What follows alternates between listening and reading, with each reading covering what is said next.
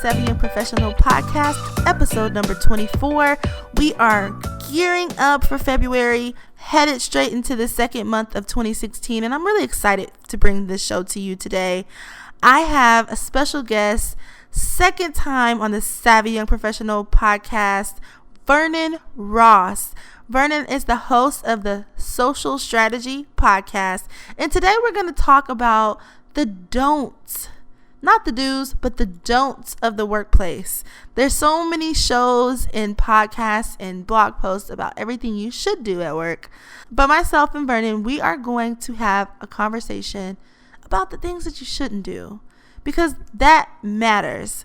So if you want to know some tips on what not to do for 2016, stay tuned.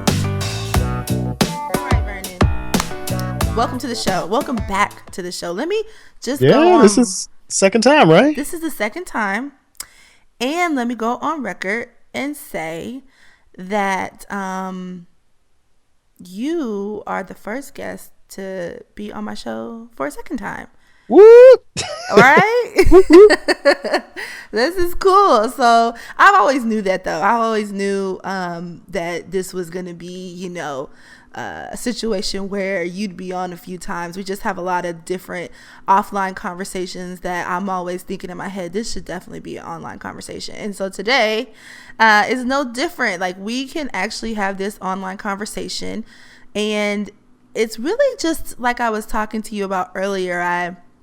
If you're listening, Vernon and myself, we were talking before we started to hit record, and I was just kind of talking about the different things that you shouldn't do in the workplace. And we see a lot of articles, blogs, podcasts, this one included, that talks about what you should do.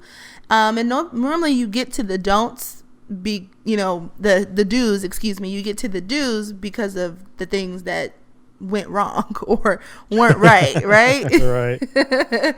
So we're just gonna kind of go back and forth, and I know if you haven't listened to this podcast, you can definitely check out the podcast that myself and Vernon did about networking. It was really good. And so you can get all the credentials and the things that Vernon has going on. And we'll get into that even a little bit later, but I want to jump right in because I know there's somebody driving to work listening to this that's probably like, ooh, what are they going to talk about? Let's hope so. Okay, so this is just me. Now, I know you have your own spin on things, and I want you to, kind of jump in where you're seeing something that I haven't touched on. But my first big thing I have to say is whining. That's the first don't in the workplace, right? Oh, yeah. I think so. And the reason that I think so is, it depends on what you're whining about a little bit, but not really. I mean, nobody likes a whiner in general. But, usually the whining at work will go in one of a couple different directions. It's either they're whining about the stuff that's going on there that they don't do anything about. They're just whining to just complain, just to hear somebody else chime in. And I think it's almost like water cooler talk. Is that the impression you get from the at stuff work whining? You know what? I think it's like levels. There's a song about this, but it's levels to this whining stuff for real, because I see and I know that there's like the like low key whine where somebody's upset or there's something going on because like they're just always really quiet and like going from office to office, or they're just it's always a frown on their face for some reason, so it's not necessarily the outward thing. And then you have just the like regular whining, like out in the open, huffing and puffing, I hate my life I hate my work life kind of situation. And I mean, let me be clear about this. There are days, and I know everybody can relate to this, where you're just like, get me out of here. And you just got there. Yep. But I guess I have a different type of personality in that I just can't sit in that for too long, or I really will start to hate like every minute that I'm working on a project or doing something. So I kind of joke it and laugh it off, and I'm extra dramatic for a little bit, and then I just get over it. And then it's the kind of other whine where it's like, I only whine to the boss kind of whine. Like, that's like the ultimate. Oh. The ultimate. the I'm going to position myself by complaining to the boss whine. Tell me about it. You know what I'm talking about. Oh yeah. I'm a whine to the boss about other people kind of thing. Yeah, or situations, you know, that can kind of like give you a little bit of leeway in certain areas, but that's the worst one to me, because that's the one nobody knows about. Everybody's like, how the heck did she get off for 5 weeks? Like, right. What did she do? Yeah, so that's one thing. So I mean, what is your take on that overall? I mean, I know you've probably been in situations where you've experienced this at some point in your career. Well, yeah. I mean, a lot of the times what happens is you'll get people that, I mean, they just have a miserable disposition to begin with, which bothers me in general. But, you know, it's those people, depending on which level of wine you're talking about, they're kind of miserable. They like being there, but they claim they don't like being there. And the stuff that they talk about is usually very petty, and it doesn't really serve them or you to listen to it. So what I try to avoid it at all costs, and not play a party to it. And usually what will happen is when you don't play a party to the inner office whining, they'll stop talking to you about it, and usually they'll start talking about you to other people. At least that's been my experience. You know, the other side of that is they could be whining, and this is the strategic complainer. They're complaining to see if you're going to jump in, so they now have something to talk about you complaining about the job. I've had that happen. I know what you're talking about. I will say, and this is just like a warning to people who are listening to this, especially if you're new to an organization or a company, industry. You have to be careful of that, because it's so easy. That's like, it's like bitching at work is kind of like having a meal with someone, you know. It's like that thing that brings you together, because it's your only common thing. Like, y'all are together for 40 hours maybe plus a week, you know, and then that one thing that you can complete, there's always a common denominator somewhere in there. So it's kind of like, what brings everybody to the table? And being disgruntled. Exactly. We are just, like, it's like the, you know, it could even be like a time of day where you just like, man, we just get something about after lunch, man, we just really get angry in here. But I will say, if you're new in the workplace and you're new to an industry especially, you have to kind of steer clear of that, because it starts to shape how you think about your work, and it starts to shape how you think about your leadership. And sometimes the stuff and the things that, you know, you're complaining about, it could be true, but what you don't want to do is fall into this like really deep hole of, I don't ever want to be here, I'm not motivated by what I do, because it can happen. So I mean, there's a lot of ways that you can avoid it, you know, but I would just say, especially if you're a newbie, try your very best to like get in there a couple months and really feel out the job and in the place that you're at before you start to get into that type of chatter, or it will have an effect on your work. Absolutely. Yeah, you know, the danger with that, like you were saying, is sometimes you get set up. I remember the first job that I had, first like post high school pseudo professional job, if you want to call the mailroom a professional job. It was the first time I had not worked in a restaurant and had not been a part of that, you know, whole lifestyle. I was like, yeah, and they're complaining about the machines and this and that, and I just jumped right in because I didn't know any better. I didn't know any better. And at the end of 89 days, right before my 90th day, I was let go. I was like, what is going on? What happened? Wow. It was a setup? Well, yeah, one guy didn't like the fact that, I was complaining about the other guy, and the supervisor was good friends with this guy, and this guy wasn't showing me anything and was kind of lazy. Mm-hmm. And so, he was complaining about the supervisor. So I complained about the supervisor with him because, hey, that's what you do.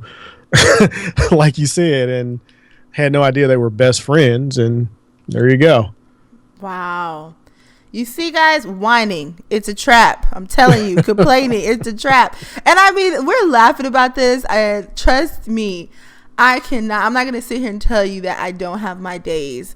But I'm a little bit seasoned at this. So I know when it's a little too much, or I know when it's like, are you trying to trap me? Are you trying to get me to say something? Mm-hmm. But when you're new, you don't know that. You just gave a really, really good story. You don't know. You just think, how can I? It's easy. It's like you need, you want to feel that camaraderie with your coworkers, and so you're like, yeah, man, like he is like a loser.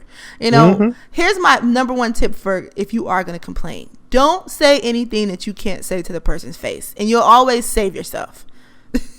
Just don't do it. If it's too personal, or if it's like really rude, to where like if you ever had to say that to someone's face, then you wouldn't do it. Then just don't do it. That's like my number one rule of thumb. Okay, so the second thing I have on my list is the feeling, or having the feeling of entitlement, and I think we see this problem with people who have like 3 to 4 years plus in the industry that they're in.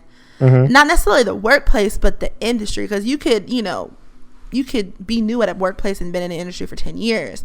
So it's just that kind of, yeah, I know what I'm doing. Don't ask me questions. I can't learn anything new type of mentality. Oh, yeah. I could go on for days, but I want to hear like your take on that, because I know we've talked about this before. And so, what do you think about that? The sense of entitlement. Oh, it's insane, especially when you start talking about career. But I mean, it hits every industry. But yeah, I've seen that quite a bit. Experienced it. You're the new guy who doesn't really know the ropes, and so what'll happen? You'll run into these people, and I'm trying to think what the best way to describe it is. They don't want to share information with you because they feel like you haven't earned the right to get the information. Oh my gosh, yes. And they're like, well, it's almost like saying you need to be nicer to me. You need to maybe offer to take me to lunch. You need to become friends with me before I'm going to really tell you how to do your job, kind of thing. Exactly. And to add to that, it's not even what I think is really interesting about what you're saying is sometimes it's things that are withheld that can actually help someone be better. And that's they don't care anything about that. Yeah, no, that matters not. I don't care about the actual performance of the job or any of that. I just care about the fact that you have to thank me publicly for what I helped you with. Right. I actually had a guy one time say, hey, I showed you how to do XYZ. I figured you probably would have, maybe sent an email or something letting the boss know, that I helped you out with that. But you kind of just took credit for the whole thing yourself. Wow. And I'm like, yeah. Of course, because I'm pretty sure it's always that person that tells you like one or two things that, like you've been basically putting your heart and soul into this project, and it's just like this one thing that you're missing, and you're like, man, it's just like this, I need this one thing. Finally, somehow it comes out, the one thing that you need, and it's like, click, okay, done. Meanwhile, you have done 75% to 80% of the project, and it was something really necessary that most of the time only people who have been there for a while would know, and so it's like, hey, you want me to give you credit for the whole project? Oh, I mean, yeah. you've been working here for 30 years. Come on. You could have, that's just you passing on information, but Yep. yeah, I definitely understand that. And it's funny because even as we get, after the first year, the first year is just like, do everything right, show up 30 minutes early to work, kind of quiet, just watching. And as you kind of get into the career and the business, you're like, okay, I know I got this. You start to get your swing of things. I remember someone telling me when I first got into the travel industry and tourism industry, that she said, it's going to take you about 3 years to really get good. And I'm looking at her and I'm like, please, you don't know me? What? Nuh-uh. And it's funny because as I started to get up on that mark, I thought about that conversation. I said, you know what? This is kind of true. I didn't start really feeling confident until like the, like middle third or going into the fourth year. So it's very true. And as you get to that level of confidence, it's easy to feel like, well, what's next? What am I going to get? And let's just be honest here. You're not getting anything. Once you know your job, just be happy that you know it finally after 3 years. But you're not going to get a watch. Nobody's going to pat you on the back. And I think that there's that level of entitlement, the kind of like, oh, I mastered it. And then there's the, I've been working here for, 17 years. I am your God. You will listen to me kind of entitlement, right? Oh, yeah. Yeah, it's funny. I got a real stupid, kind of weird analogy for anybody in your audience that's a sci-fi fan. Work is like the Chronicles of Riddick. And they, the attitude is you keep what you kill.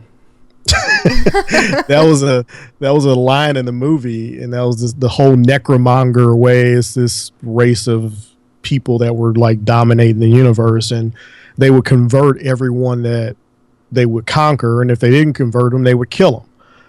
And there was a thing that you keep what you kill, and they try to wait until the very last minute. There's this scene that plays out where Vin Diesel, Riddick, is fighting their Lord Master or whatever his name is, and he injures him, and then one of the guys tries to jump in at the last minute and kill the guy, because if he killed him, he would become the leader. Mm-hmm.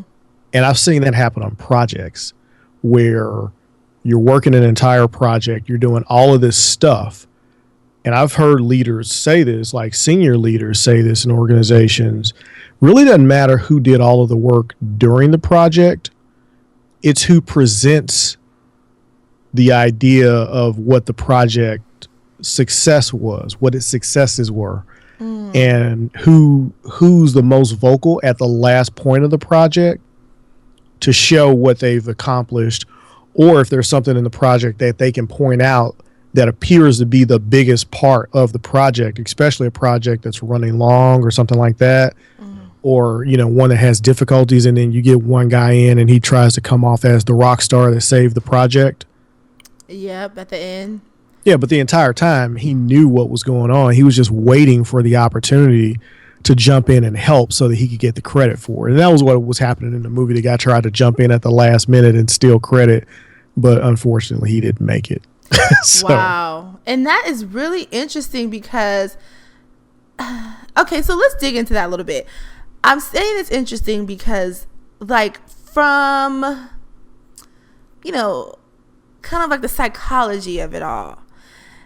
Typically, whoever is the speaker, the leader, the person that's wanting to do the presentation, I think it's a perception, unless you have a team kind of mind frame. I just did a disc profile really in depth. I had never done one like this before. This particular facilitator, she has some new technology, but it was like 12 pages. And one of the things that it said about me was that I like collaboration, which is really true. I couldn't imagine, even in a presentation, I would be the one that would be like, and John did this part, and Vernon did this part, and Sally did this part. I just want to give, everybody their credit. But from, just thinking about how we think about speakers, public speakers, people who get in front of the audience, it typically is that person who kind of gets that glory. So I guess, one of the things you might want to think about doing in a project is be the first one to say, hey, I'll present it. And it's not necessarily that you want to take the shine, but no matter what, I've given presentations where I've given everyone credit and I've thanked the people that were in there. But people still, it's something about public speaking that people think like, oh, wow. You can get up in front of a crowd and talk, and they just automatically deem you as that person who, led the team. It's really interesting. Yeah. Even if you're just one of the people that's on the team, if you, and another thing I've experienced, especially when you have like micromanager bosses that don't quite expect you to have the level of expertise that you do, or they don't like the fact that if you speak well in public and you can present, you'll have those leaders that like to jump in to re-explain what it is that you just said. Yep. So they get credit. Yep. Or so they appear to be the one that's in command if you're too good at it. So you also have that kind of thing. So, it kind of sounds like we're complaining about work. It does sound like we're complaining about work. Okay, listen. To my audience, to my savvy young professionals, we're not complaining about work. This is what we're doing. We're complaining so you don't have to. We are doing the work for you. No, but seriously, it's the truth. And you have to have these conversations because it's important that you notice those types of things happening so you know how to react. So this is a perfect example. You're going to have those people who feel entitled, that feel like they are, everything has to run through them. Everything has to be their idea. And I don't know where that attitude comes from. I have no idea because I'm just, as I told you from my disc profile, which I should probably share because it's really in depth, but I'm a collaborative person by nature. So I don't know what it's like to want to take credit for something 100%. And it's just not how I'm set up, especially in the workplace. So I can't really speak from the experience of, kind of wanting to grab something. I've had one project that was like that for me. And it was because, I don't know if you ever read the book about I think it was a hen and or chicken or something. And they were doing all this work and nobody wanted to help them. And then at the end, the people wanted to eat. That's the only time I ever will definitely just grab credit, is when I know I worked my butt off on something. And then I have people who are wanting to be equal partners at the end. I can't. Yeah. No, that's the only time I'll ever grab that. But, once you recognize those things, you can't. One thing I will say as we go through this, I don't think you can change anybody. You can't. You can only work on how you react to things. So when you do have that kind of entitled person, I think it's just best to kind of know where you fit in, and even break it down even further and have a talk with them. Because I've had situations where I've had to sit down with someone and say, hey, look, this is what I'm trying to learn. This is how you can help me. And once you put it to them like that, they're kind of forced to decide, are they going to be the angel or are they going to be the devil? And most of the time people, they'll pick to go the right way and help you out. Most of the time. It takes a boldness, honestly. You can't be meek about it when you really want to know something, or you need that knowledge that they've had, from being in the organization or the industry for a long time. You just got to be really upfront. You don't ever think, I tell people this all the time, it's no one's job to, help you with your professional development. And if you ever think that, that's the first way to get into settling, because if it doesn't happen, you're not going to feel like you need to, you can do anything about it, and you absolutely can't. So entitlement, that's a no in the workplace. Yeah, definitely no. Definitely no. Okay, so I have one more. And then I kind of want you to give me a little bit of what you've experienced and what some of yours are. Sure. But this is an interesting one to me. Here's why. the landscape of work is changing, right? We're getting a little more relaxed, a little more laid back. I actually know someone who went on a few interviews, and she was talking about how she had, came dressed in business suits, and she was going to a lot of them in Austin. That's a high tech area, and she walk in, it was just kind of like, okay, everybody's super casual, not just casual, but like flip flop casual, Mm-hmm. And so what I'm saying that to say is that the workplace is changing in a lot of ways. I personally do still have a thing about getting too personal at work. And I'm not talking about like relationship personal, like, dating. I mean, just with the things that I have going on outside of my work, things that, are my goals that aren't related necessarily to what I do, personal relationship type stuff. So what are your thoughts on that? Because I feel like it could be good for relationship building to like really just take off that business suit kind of mentality. But I can feel like it could go really, really south. Oh, yeah. So I've got a couple things with that. So the interviewing thing, and, the girl showing up, and so I just have to comment on that because that's the way I dress. So I like to dress nice, especially if it's fall or winter. So, I may have on a blazer and a tie, or I may go tieless depending on where I'm going. But if I know that if I'm going to talk to someone, I'm usually going to have on a tie or a bow tie if it's bow tie Thursday. But, I mean, I like to dress nicely. And if I walk into an office, and I have before, I've actually walked into a client location and everybody there was very casual in jeans. And, the comment was, whoa, you're way too dressy for this environment. And I go, no, you guys are way too casual for this environment. I always defend how I dress, and I will show up in a casual environment dressed the way I like to dress. Right, because it's personal. And I'm like, no, for me, this is casual. Mm-hmm. That's interesting. I don't know. It's changing. It really is. Like, I can tell you, organization that I work for, and before I got there, it was kind of business casual for everyone. But then something happened, I guess. I'm not sure. I think it had to do with like a contest or something. And, they went kind of like where they were going to be having more jean days. And then that just turned into a permanent thing. And what I will say is when you don't have a definite dress code, it's really hard for the days that you want people to dress up. So for instance, there were days when it would be like, oh, this so-and-so is going to be in the office, so dress up. And you're thinking, well, because we don't dress up every day, what is your definition of that? So you see some really interesting things come through the office because you're like, whoa. That was a nice way to put it. Yeah, it was a nice way there's a reason that people should be dressed in business clothes. You look better in them.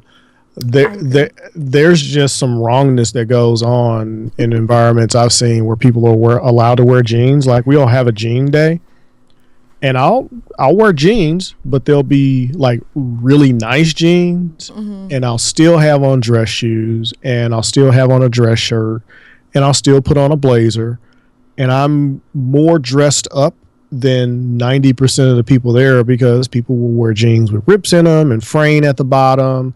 And they'll wear the style jeans. I mean, you can wear a nice dark pair of jeans or whatever the style is at the time, whether it's dark, light, stonewash, but there shouldn't be any holes in your jeans. You know better than that. You shouldn't be wearing the jeans necessarily with all of the stuff on the pockets and 1,000 look like bedazzled designs on the back pockets. And I'm like, you're not at a bar. And nobody's square dancing here. Stop it and dress nicely.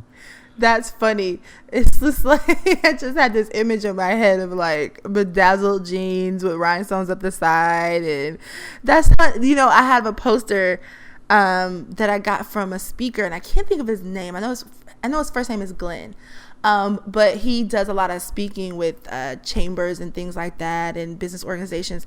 And he gave everybody in the audience a poster, and it was like the 10 rules of work. I can't remember, but one of the rules was, if you would wear it to a state fair, don't wear it to work. I need that poster so bad. You know what? I'll take a picture of it. I'll send it to you. You're gonna laugh because that was one of the funny ones. But yeah, it's one of those things, and so it just kind of goes into what we're talking about. Where do you draw the line in business? Because if I come to work and you've seen me in my jeans t-shirt, it used to be. I worked in a jean and t-shirt environment before, right? But that was a restaurant. It was very, kind of that vibe. So it fit. But it used to be like in business, when you see someone in jeans and t-shirt, it was kind of like you're seeing a different person. Like, ooh, wow. It's like seeing your teacher outside of school. Yeah, because it's like, oh, this is who you really are. It's kind of dressed down. I have a friend who he is like business suit all the time. He's into the bow tie thing. It doesn't matter. His casual is like, I have probably seen him in jeans maybe 2 times, maybe. And I've known him for a few years now. But if the one time that I did see him in jeans, I was like, oh, wow. So this is who you really are. I felt like I was getting to know another side of him. So, right. But now it's not like that. I mean, people just don't dress up. And so then it's like, okay, well, now you're getting more personal into them and their personal style. And so it kind of bleeds over to like conversation. I would imagine, and I mean, I'm not, going to put a theory down on the table about it, but I would imagine that you dressing casual can bring a lot of casual things into the workplace. Oh yeah, it does. And I think that's one of the reasons that a lot of corporate companies have been so reluctant to go to just a casual dress, because productivity, I think there are some studies that talk about productivity going down when people are dressed more casually, because they feel more relaxed, and so they have more conversations, and there's less work stuff going on and more casual, let's chat about stuff going on. And people don't take it seriously. At least that's what IBM, when I worked for IBM, that was their big thing, is casual was you could wear an IBM polo shirt on Friday with some khakis. That was as casual as it got. And I mean, that took a while for them to get there about being that casual. And it was only because the client I was working at had a casual environment, and they kept complaining about the fact that all the IBM people walked around in suits. So on Fridays, we got a chance to actually dress out and be casual. But, to circle back around, if we're talking a little corporate speak, we're just going to circle back to what you were saying as far as the getting personal at work. Where do you draw the line? I think you should always just try to remain professional. Under no circumstances do you allow the conversations to get too unprofessional. So the things that you don't talk about with strangers necessarily, try not to talk about it at work. So, politics, religion, your beliefs about sexual orientation, just your personal opinion about most stuff should probably not be talked about at work. And it has a tendency to, when you're casual, because then people, if they've known you for a little bit of time, feel like they know you even better now. And so they're more willing to have you're talking to your next door neighbor conversation. Because you look like the next door neighbor. Right. Yeah. And then it goes places that it doesn't need to go. And the next thing you know, you're thinking about calling HR because you feel either offended, or you were offended directly, or somebody said something that they didn't need to say because you had on a pair of tight jeans. And that's like it's interesting. It's definitely interesting in the workplace, because you're like, like you said, it's hard to draw the line. I think how you dress can definitely help with that. And I think it's they do it in school. A lot of people, they switch over to the whole uniform only, and because it minimizes the risks of all of that, but I don't know. I'm still on the fence about how I feel about just getting really personal, because it just depends. Like I like working in sales, for instance, like the more personal you get, the better, because no one wants to buy something from someone that they feel like they can't trust. I was having a conversation with a friend, and we were talking about people who don't drink at social events or whatever. And like, I'm not a big drinker as it is, but at social events, especially if I'm representing a company or something like that, I just don't really care to do it.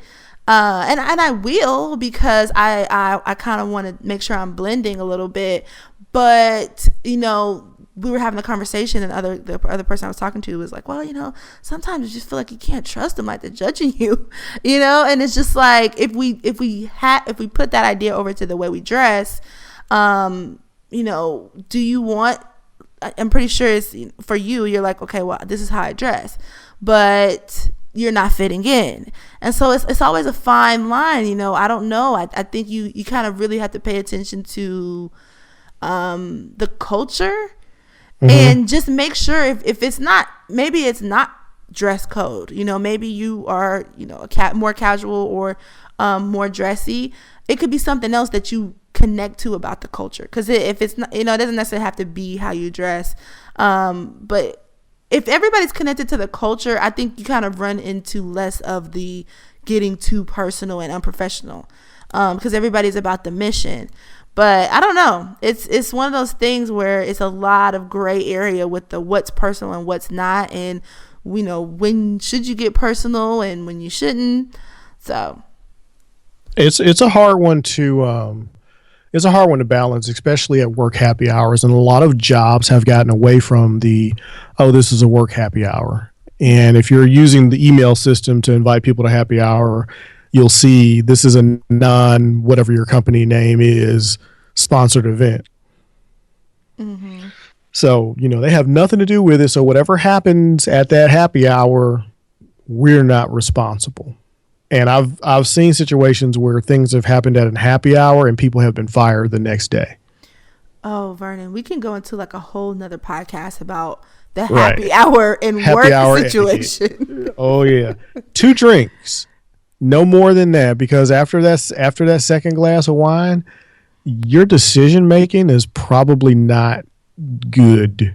Yep. At all.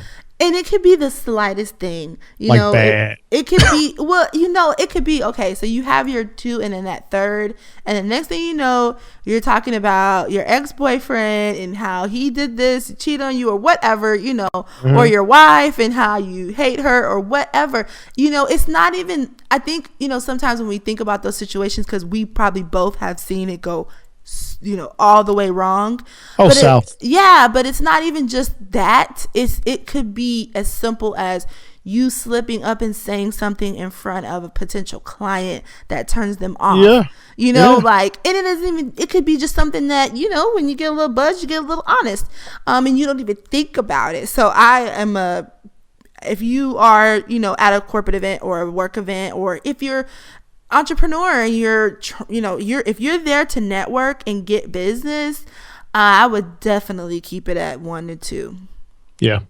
Sip and drink water, because as you're talking, you're going to want to drink. And the mistake that a lot of people run into, especially like event planner type folks, and I've seen it happen before, where you'll have the event planner being social because they need to be social because they're around a lot of clients. Mm-hmm. And so they'll have a glass of wine, and the next thing you know, they're talking and they're mingling with people, and they're finished their first glass, and then so they'll grab another glass, and they're talking and drinking socially, but the next thing you know, that glass is done and they're grabbing another glass, and they're 4 glasses in, which is pretty much an entire bottle of wine.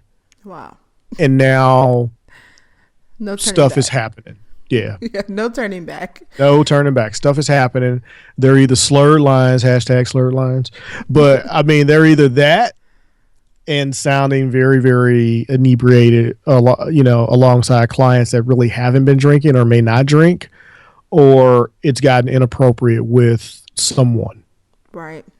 And that someone could be a coworker or anything. I mean, it's just one of those things you just have to be careful. And I know it's hard for people who work in environments that encourage that kind of relationship building through events. And, especially I think of salespeople because, mostly in sales, it's all about relationships. Like that's the only thing that matters really. And so that's when you kind of get into those dinners and mixers and that kind of stuff. And I would just say, find that fine line or find that line that is yours, and make sure you stay about 10 to 20 feet away from that line, that imaginary line of getting inappropriate. So that's interesting how we went from, just the different ups and downs and journeys of personal stuff at work.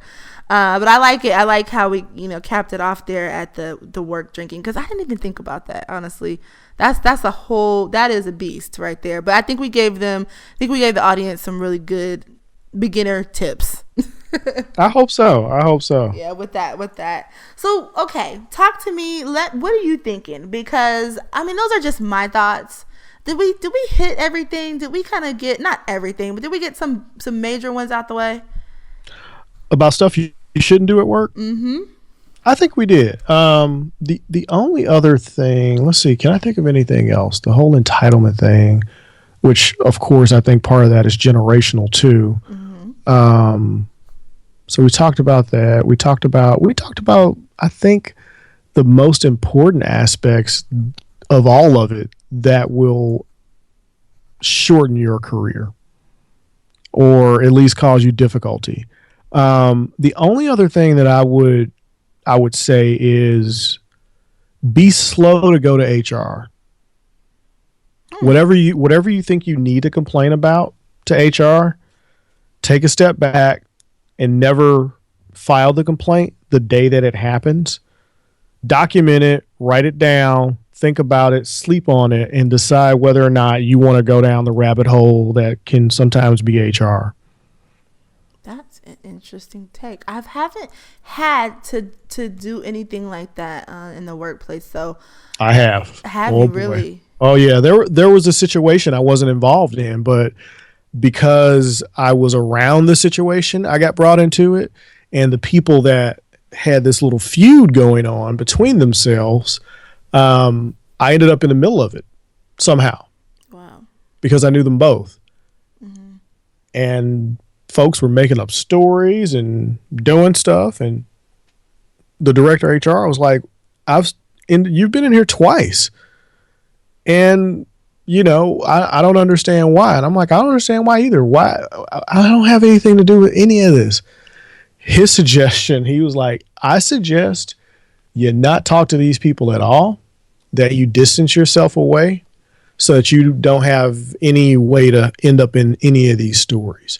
And he goes, and that means not going to any happy hours with them. That means not hanging out after work like I know you guys do, because that's where they're saying these issues are happening.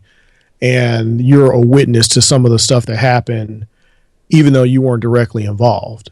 He's like, mm-hmm. because, my thing is at this point, if I see anybody from this group of people back in here, I'm going to start firing people. And I'm like, okay, I'm getting in trouble for something that I supposedly witnessed at a happy hour that I was at once. But, once you're in there, you're in there.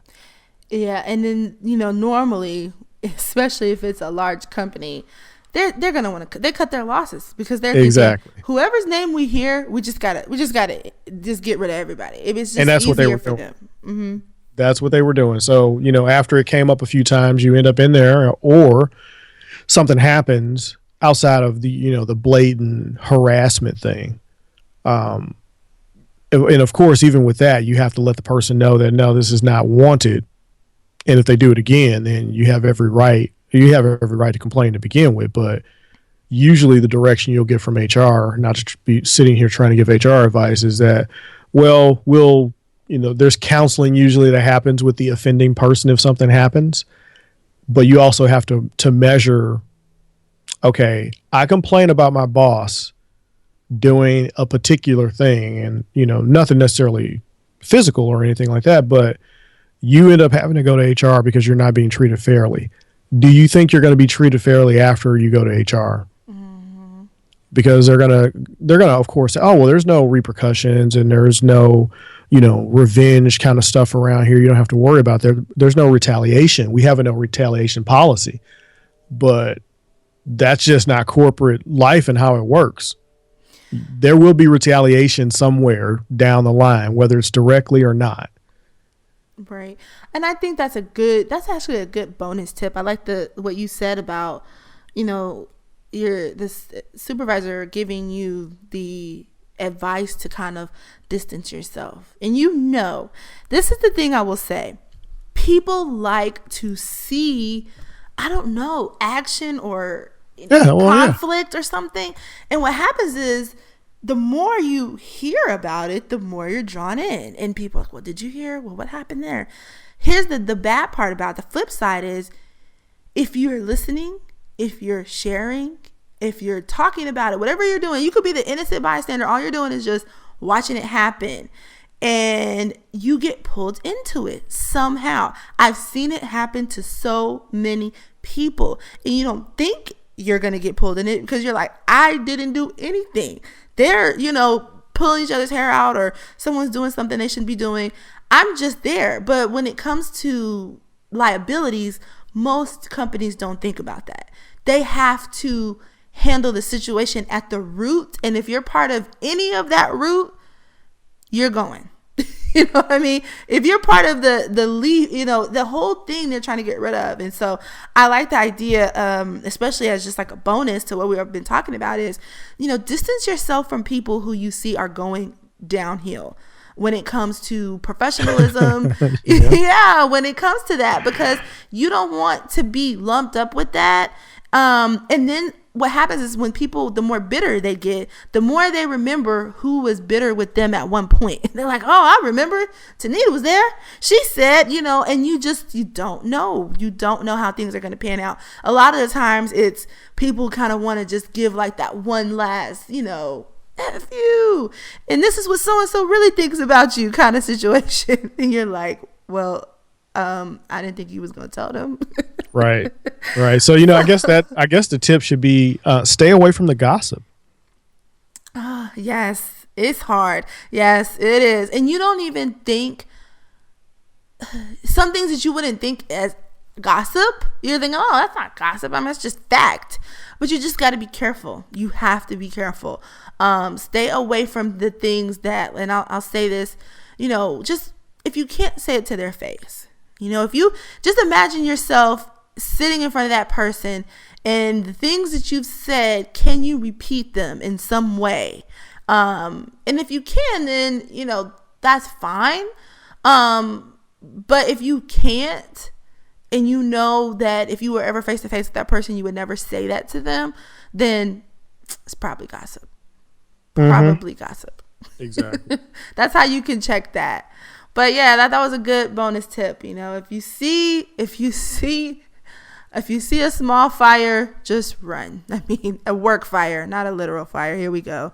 People are gonna be tweeting me. Lord, I didn't mean to say that, guys. It's a work. Just forget the whole fire conversation. Just run from bad situations at work is what I'm trying to say. That was a good one. Okay, well, I gotta say, I like our chat. This is an interesting. Yeah, this was fun. Yeah, it's fun, right?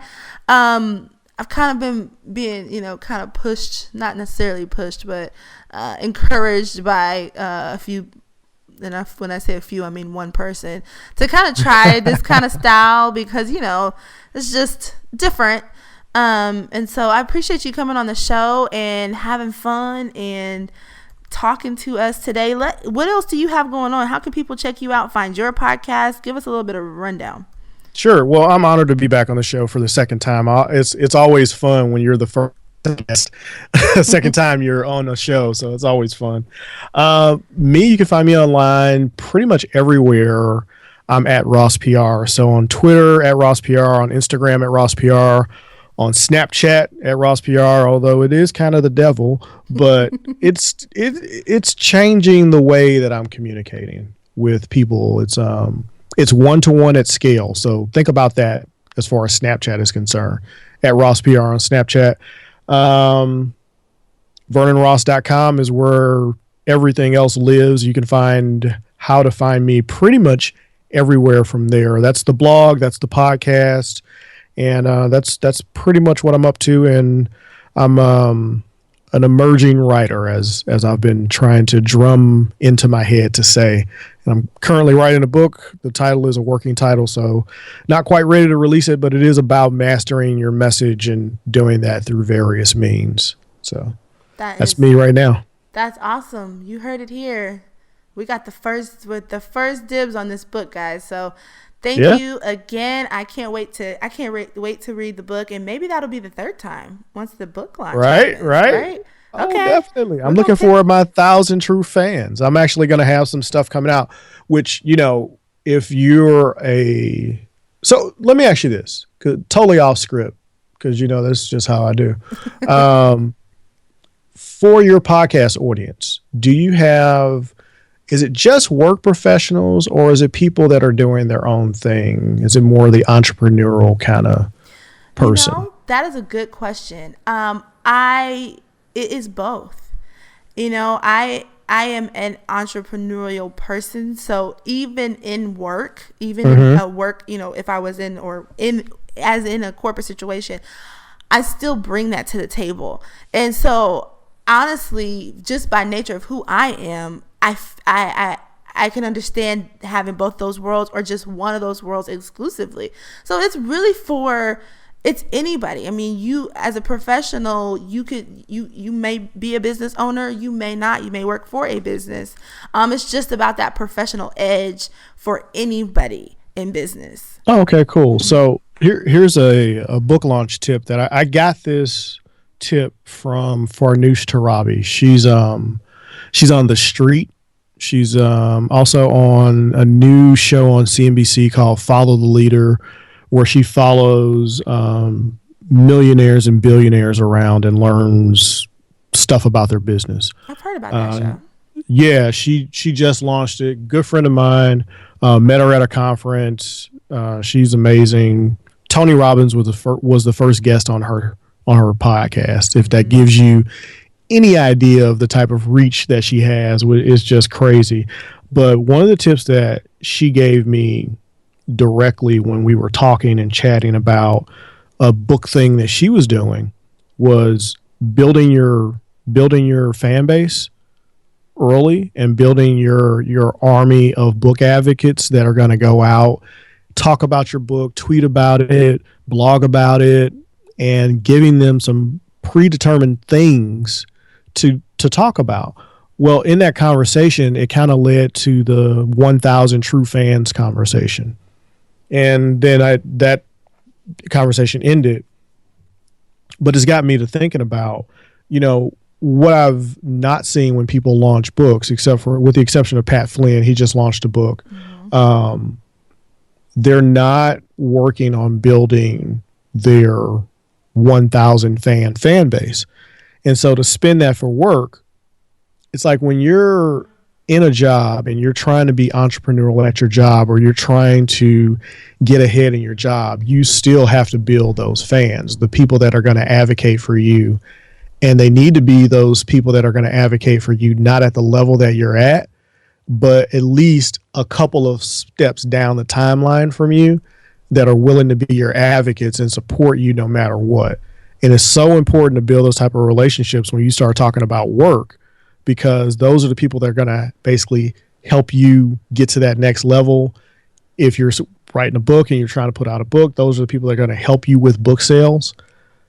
And those are the people that are going to be out talking about your stuff and getting attention towards you because they're an actual fan.